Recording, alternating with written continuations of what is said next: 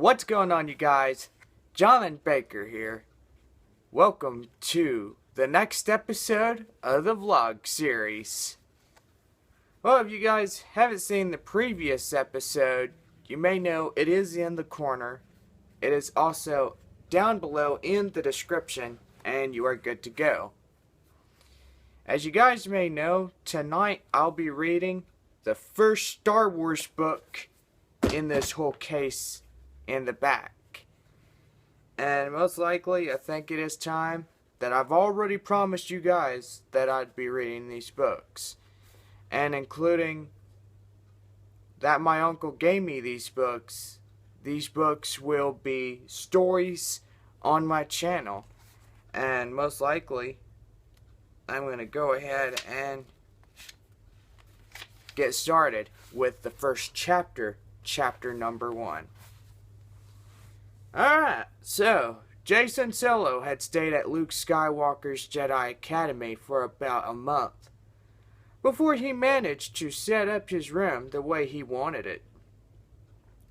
Within an ancient temple on the jungle moon of Yavin 4, the student quarters were dank and dim, cold every night, but Jacen and his twin sister Jaina had spent days scrubbing the moss-covered stone blocks of their adjoining rooms, adding glow panels and portable corner warmers. The son of Han Solo and Princess Leia stood now in the I can't even spell that word, but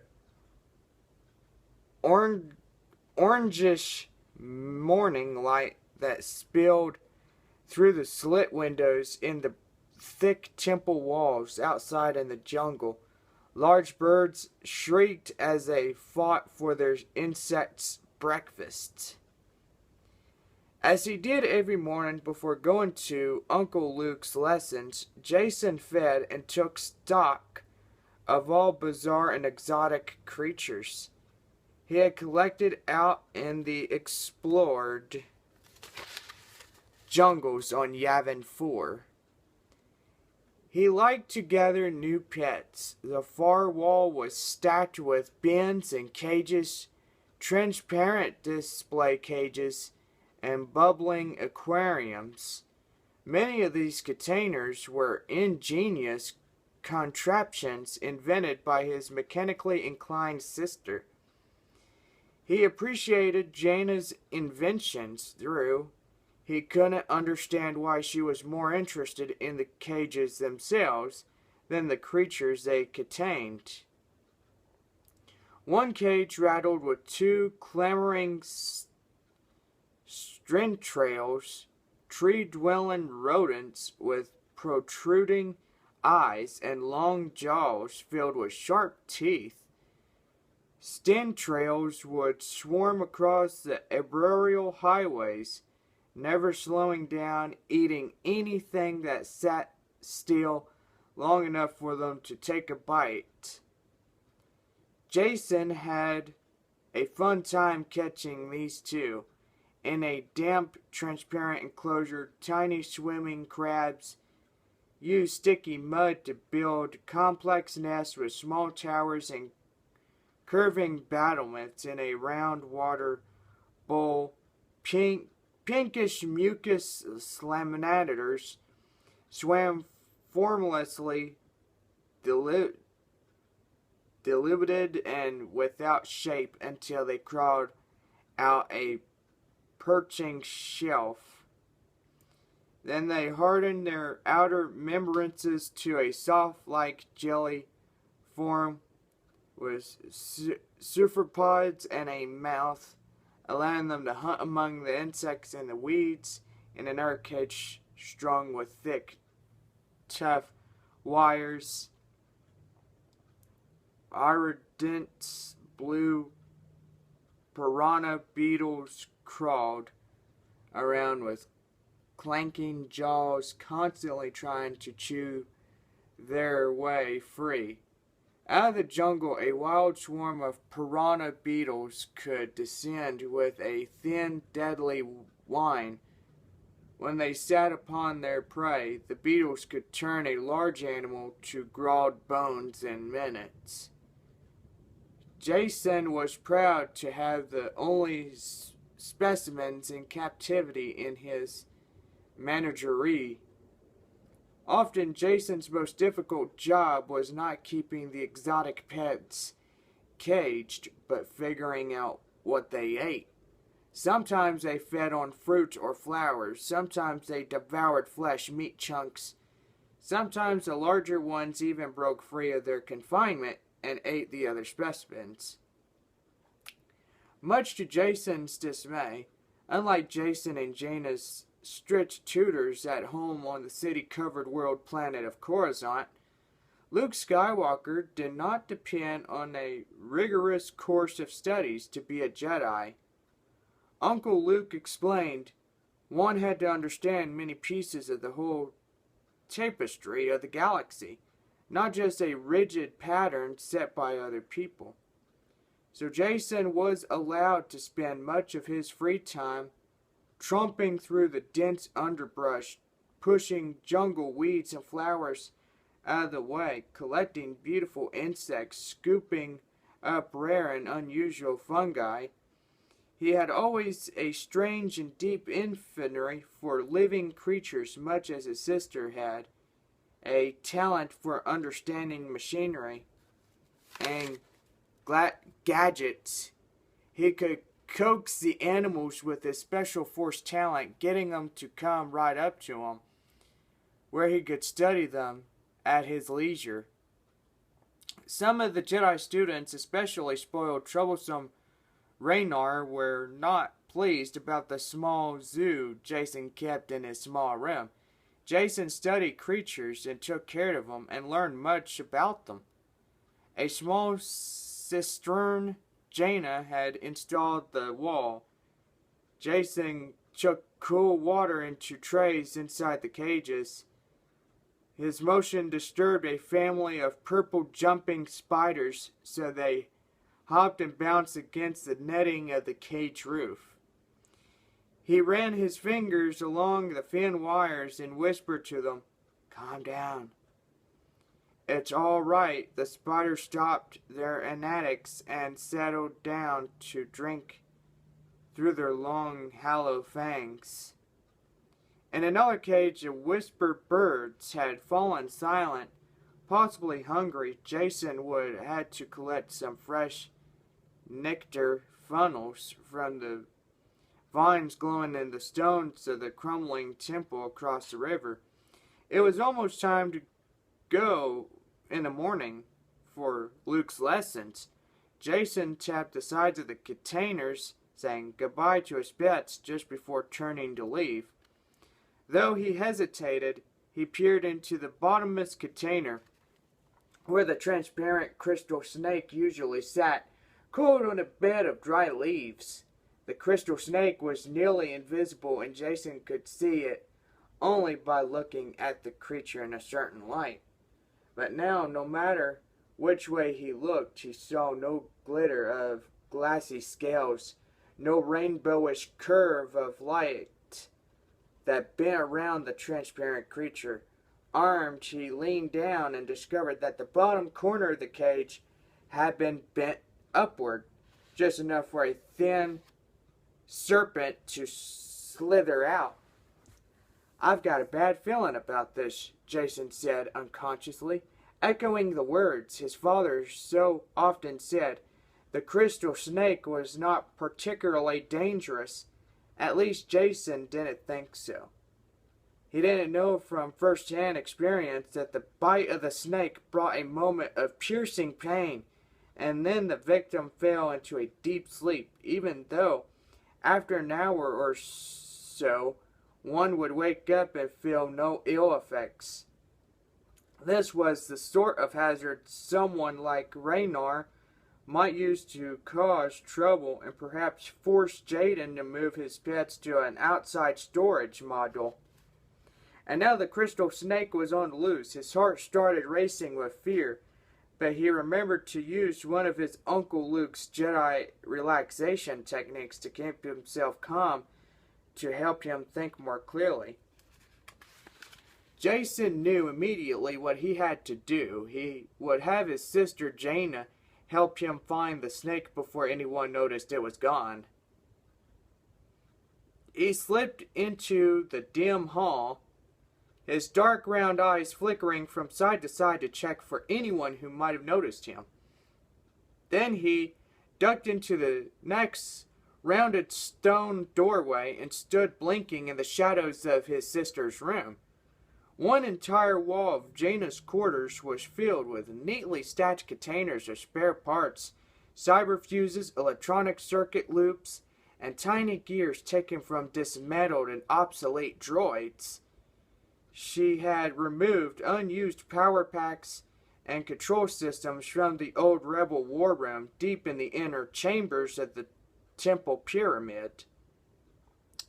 The ancient temple had once been a rebel headquarters for the secret rebel base hidden in the jungles on the isolated moon of Yavin 4.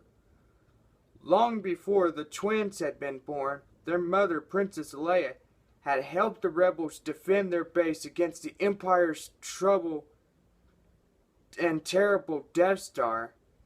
Their father, Han Solo, had just a smuggler at a time, but he had rescued Luke Skywalker at the end. Now, through most of the old equipment from the empty rebel base lay unused and forgotten by the Jedi trainees, Jaina spent her free time tinkering with it, putting the components together in new ways. Her room was crammed with so much large equipment that Jason barely had enough space to squeeze inside.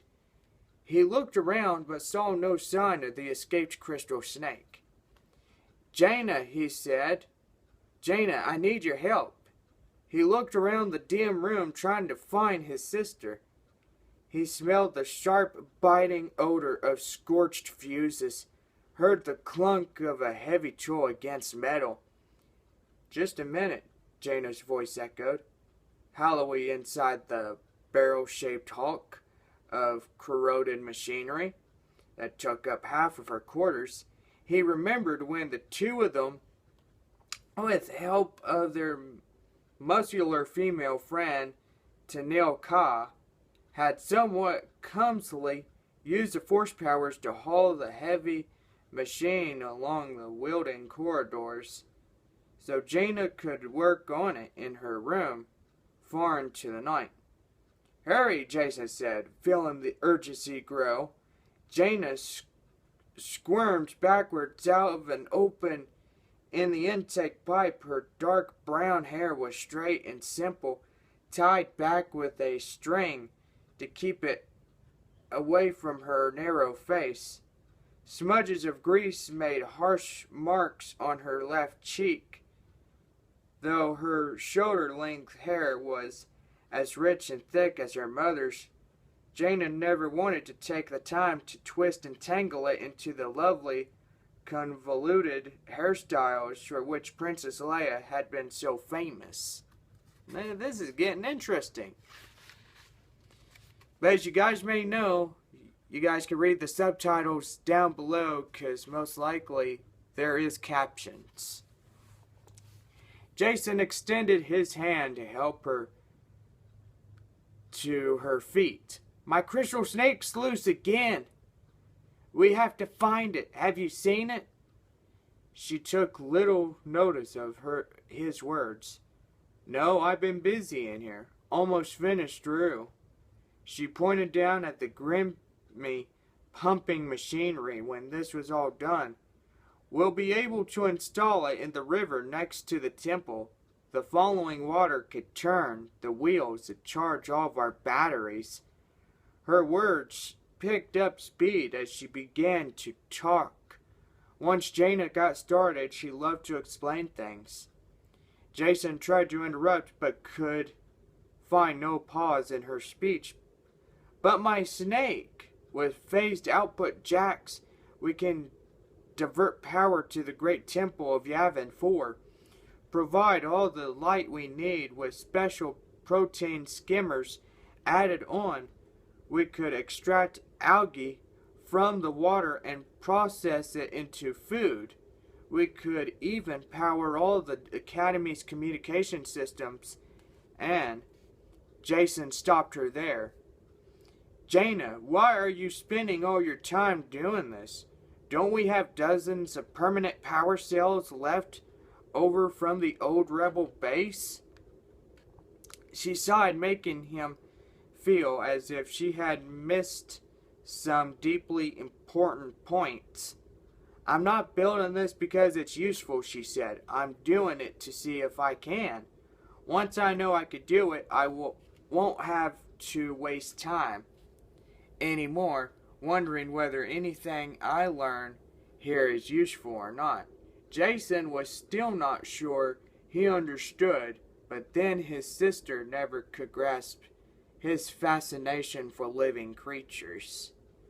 In the meantime, Jaina could you help me find my snake?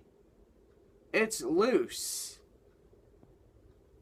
I don't know where to look for it. All right, Jaina said, brushing her dirty hands on her stained work overall. If the snake escaped from your room, it probably moved down the corridor. The two of them stepped out into the long hall. Side by side, they scanned the shadows and listened. Jason's room was the last chamber in one of the temple passages leading to a cracked stone wall. But none of the cracks was wide enough for the crystal snake to hide in. Well, have to check from room to room, Jaina said. Jason nodded. If something's wrong, we should be able to sense it. Maybe I could use the force to track the snake, wherever it might be hiding. They heard the other Jedi students in their quarters, dressing, washing up, or maybe just catching a few extra minutes of sleep. Jason cocked his ears and listened, half hoping to hear someone scream out loud, because then he would know where the snake had gone. Oh boy, this is getting good by the minute, guys. Oh, I think I might need to stop and get the next episode going. But hey, I already read nearly 10 pages of this awesome book. They slid from room to room, pausing at closed doors. Jason torched his fingers to the wood, but he caught no tingling sensation that might indicate he escaped pet.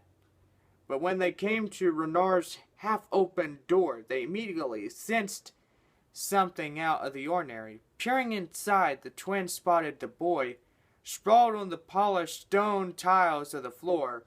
Renar wore fine garments of purple gold and scarlet cloth, the colors of his noble family's house. Despite Uncle Luke's gentle suggestions, Renar rarely took off his fancy costume, never allowed himself to be seen in drab but comfortable Jedi training clothes. Renar's bristly blonde hair shone like flecks of gold dust in the morning. Sunlight spilling into his room through the window slits his flushed cheeks sagging in and blew out. He snored softly in an awkward position on the cold tile floor. "Oh, blaster bolts," Jason said. "I think we would have found my snake." Jaina slid the door closed and stationed herself by the crack so the crystal snake couldn't get past her. Jason knelt beside Renar's form and let his eyelids further close.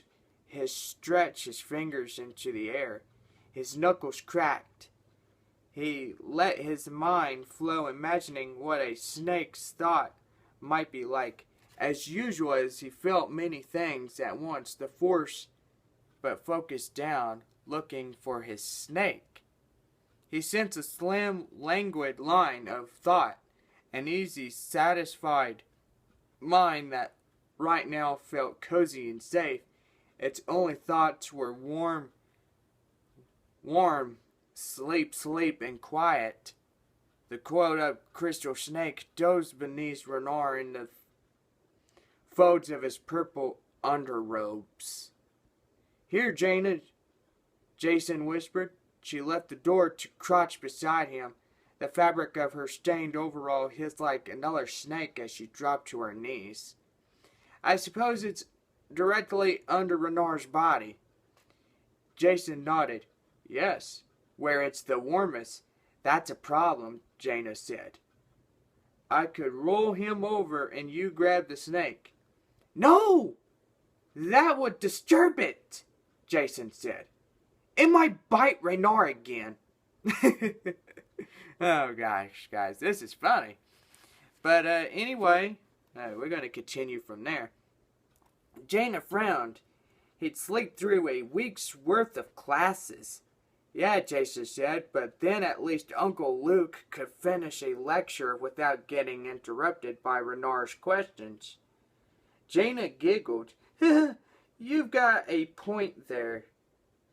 Jason sensed the coiled snake with his mind, saw it resting peacefully, but just then, as if Renard had heard them talking about him, the boy snorted and stirred in his sleep. The snake surged with alarm. Jason quickly sent out a calming message. Using Jedi relaxation techniques Luke had taught him, he sent peaceful thoughts quieting through that calm not only the serpent, but Renard as well. Working together, we could use our Jedi powers to lift Renard up, Jason suggested. Then I'll pull the snake out from underneath him. Well, what are you waiting for? Jaina said, looking at her brother with raised eyebrows. Closing their eyes, the twins concentrated. They touched the fingers of Renard's colorful robes with their fingertips, as they imagined how light he could be, that he was merely a feather wafting into the air. Then he weighed nothing at all, and they could make him drift upwards. Jason held his breath, and the still snoring Jedi student began to rise from the tiled floor. Renard's loose garments dangled like curtains underneath him, freeing the sleepy snake. Suddenly deprived of its warm hiding place, the crystal snake woke up in anger. Instantly wanting to lash out, Jason sensed it, uncoiling and seeking a living target, ready to strike. Hold, Renard, he shouted to Jaina, as flashed forward to snatch the slithering crystal snake. His fingers wrapped around its neck, grasping it behind the compact triangular head. He sent focused, calming thoughts into small reptilian brain, quelling its anger, soothing it. And most likely I'm going to stop right here, guys, because this is the end of part 1. We are reading this book right here. If you guys have that book, follow along as I read, if you want to. But anyway, I will get into the next video. I'm going to read a whole lot more, because these stories is only the beginning of what I'm going to be reading. So anyway, don't forget to subscribe for more content. Hey, if you want to follow me, subscribe. Do whatever you can. And, heck, this whole container. Look at this, guys. Look at it. This is a whole container of Star Wars books. And most likely, I made that promise to you guys. I was going to read you Star Wars books. That's what I'm going to do. And most likely, my uncle is so proud of me right now, he might be listening to me read. I mean, I don't know. But, hey, like I said before, these are good books. And most likely, I would love to share them with you guys. And that's what I'm going to do. Alright, guys. We'll see you in the next video of the vlog series. We are getting ready to read these books. And I don't know how many months or weeks or years it might take for me to read these books, but I know it's going to be really good. It's going to be some pretty good stories. Well, time to sign off. We'll see y'all in the next episode of the vlog series.